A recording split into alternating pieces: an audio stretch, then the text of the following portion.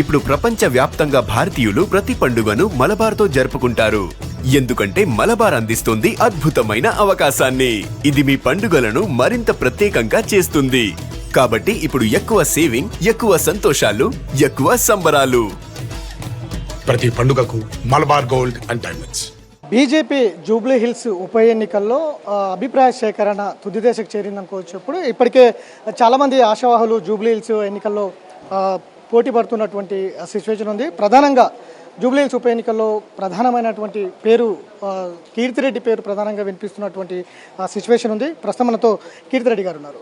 Madam, ఏంటి ప్రధానంగా మీ పేరు వినిపిస్తుంది జూబ్లీ హిల్స్ ఉప ఎన్నికల్లో బీజేపీ తరపు నుంచి? ఒకవేళ అవకాశం వస్తే కీర్తిరెడ్డిగా ఏం చేయబోతున్నారు? డెఫినెట్గా అందరి ఆశావాహుల్లాగే నేను ఆశిస్తున్నాను, వస్తుందని అనుకుంటున్నాను. వచ్చినా రాకపోయినా బీజేపీకి ఎవరి అధిష్టానం ఎవరిని ఎంచుకున్నా తప్పకుండా వాళ్ళకు కూడా కోఆపరేట్ చేసి పనిచేస్తాం. గత ఎన్నికల్లో దాదాపు కేవలం ఒక 25,000 ఓట్లు మాత్రమే జూబ్లీ హిల్స్లో వచ్చినటువంటి సిచ్యువేషన్ బీజేపీకి ఉంది. ఒకవేళ మహిళకి ఇస్తారనే వార్తలు కూడా ప్రధానంగా వినిపిస్తూ ఉన్నాయి. ఏ విధంగా ఉండబోతుంది? ఒకవేళ మహిళకి ఇవ్వగలిగితే, అందులో కీర్తిరెడ్డికి రాగలిగితే ఏ విధంగా ముందుకెళ్తారో, ఎలాంటి వ్యూహాలు మీరు చేస్తారు?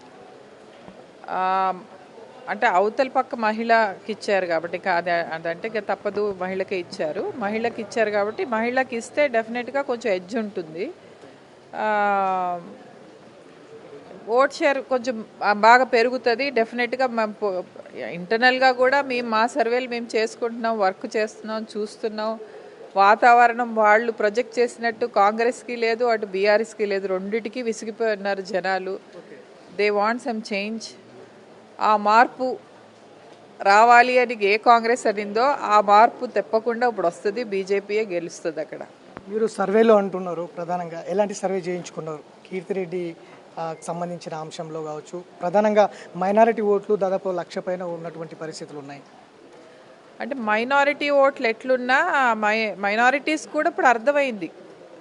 ఊరికే కళ్ళబుల్లి మాటలు చెప్తారు కానీ అక్కడ చేసేది ఏం లేదని వాళ్ళకు కూడా తెలుసు. వాళ్ళు కూడా మహిళలు చాలా వరకు బీజేపీ పట్లనే ఉన్నారు. సర్వేలు కూడా మేము చేయించింది క్యాండిడేట్ని బట్టి కాదు, బీజేపీకే ఎట్లుంది, బీజేపీ వాతావరణం ఎట్లుందనే సర్వేలు చేయించుకున్నాము.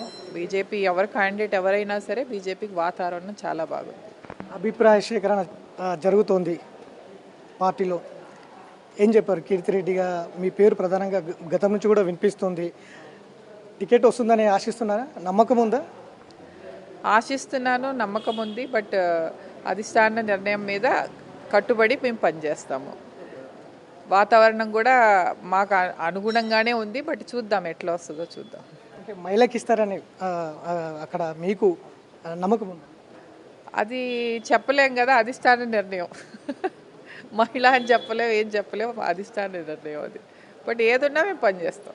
మీ వ్యూహాలు ఎలా ఉంటాయి? అంటే జూబ్లీ హిల్స్ లోకల్లో వస్తే కనుక ఇప్పుడు ముందు చూస్తారు కదా వ్యూహం. ఇప్పుడు వ్యూహం అన్నదే వ్యూహం, అది ముందర చెప్తే వ్యూహం ఎందుకు అవుతుంది?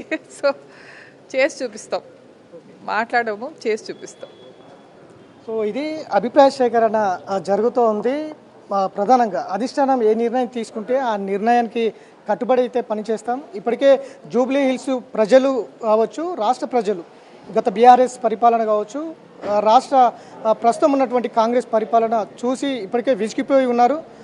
ఆ విసుగుపోయినటువంటి ప్రజలు ఖచ్చితంగా బీజేపీని ఆదరిస్తారైతే నమ్మకం ఉంది. ఒకవేళ ఖచ్చితంగా అధిష్టానం తనకు సీటు కేటాయిస్తే గెలిచి చూయిస్తా అంటూ కూడా ధీమా వ్యక్తం చేస్తున్నటువంటి సిచ్యువేషన్ అయితే కనిపిస్తూ ఉంది. Video journalist Gaustav Venkat, big TV, Hyderabad.